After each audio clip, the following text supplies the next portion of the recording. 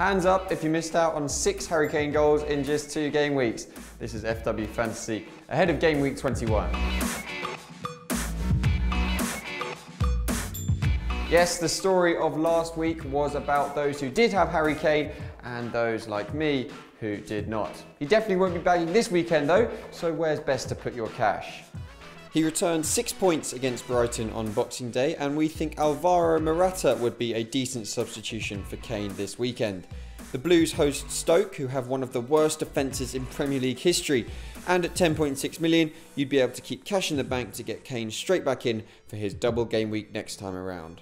Now, we pointed out Jesse Lingard as a good bet ahead of Game Week 17. Back then, he was just 5.9 million and the 37th best midfielder in the game. He's upped his game a bit since, but it's not too late to get on the bandwagon.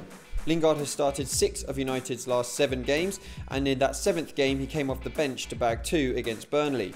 Across that period he's averaged an incredible 8.6 points per game, and whilst he has risen to 20th in the midfielder rankings, he's still a massive bargain at just 6.1 million.